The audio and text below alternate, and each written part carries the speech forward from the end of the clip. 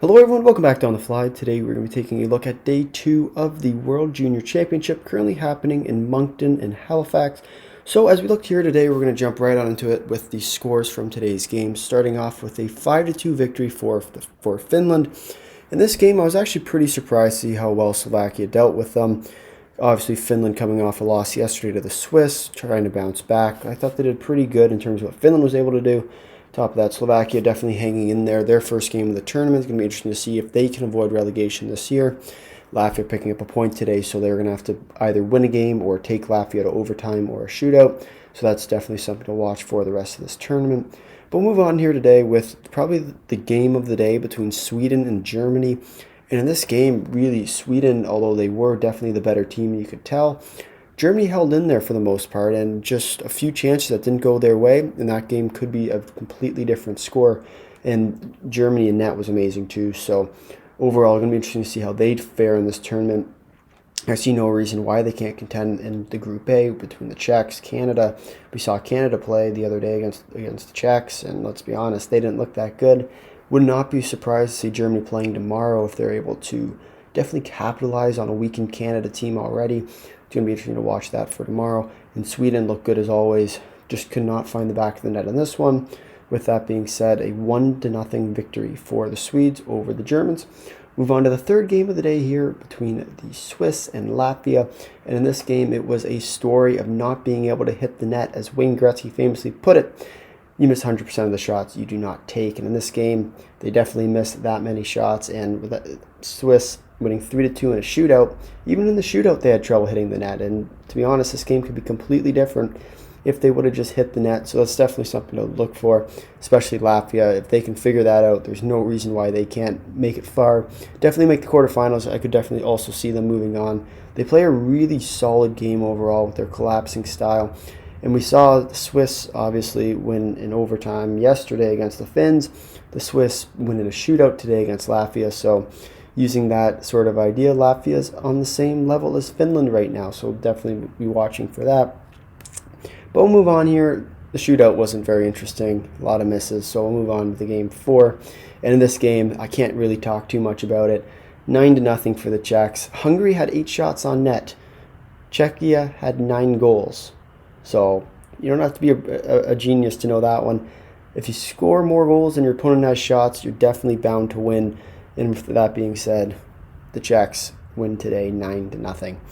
We'll take a look here at the Group A standings with Sweden and Czechia both coming up in first place with 6 points. Those two are interchangeable right now. Germany and Canada tied in third and fourth with 1 regulation loss, resulting in 0 points. And Austria with 2 regulation losses, who are currently in the relegation spot. And at the end of this, once the quarterfinals are going, the 2 relegation teams in Group A and Group B are going to be playing each other in a playoff for the first time since the start of COVID. So it's going to be interesting to see how that fares this year. And we'll take a look at Group B now with Switzerland in first place, 2 overtime wins. That the order does actually count here because Switzerland does have the tiebreak over Finland with their win.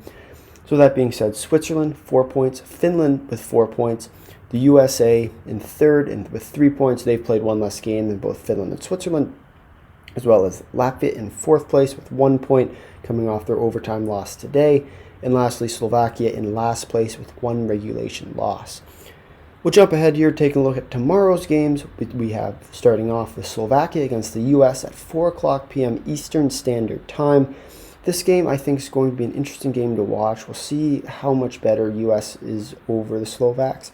I think when we look at this team overall, the Slovaks are going to be able to contend with them.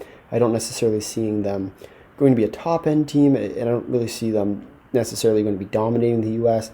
But if they can play like Latvia does, if they can sort of have that collapsing style, preventing the U.S. from getting any real chances, at least good chances, there's no reason why Slovakia can't contend with the U.S. tomorrow. But overall, I do expect a pretty large margin for the U.S.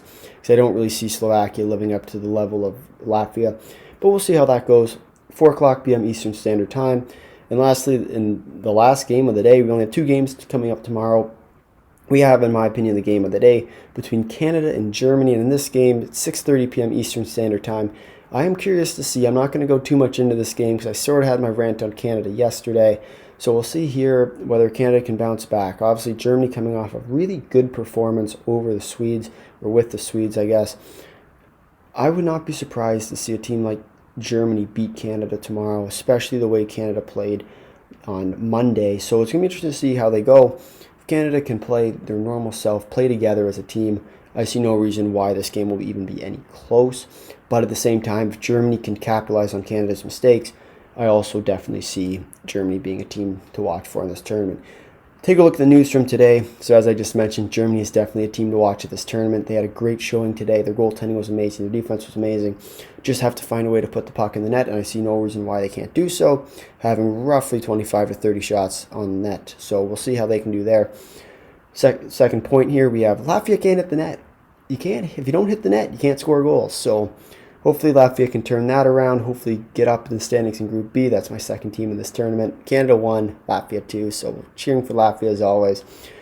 Third, we have Switzerland comes back to win in a shootout. So, I mean, obviously when coming down from 2-1, probably one of the better games we've seen between the Swedes and the Germans and the Swiss and Latvia. Both very solid games from today's game. So lastly, we have here Austria losing to the Czechs. When you have 8 shots and your opponent has 9 goals, it's hard to win hockey games. So poor Austria in this one. Not necessarily the best news for them, but 8 shots, Czechia has 9 goals. Can't win hockey games like that. If you made it this far in the video, thank you for watching. If you like it, drop a like. If you really like it, consider subscribing. Tell all your friends, leave a comment down below your thoughts on Day 2 of the World Junior Championship. Until next time, see ya.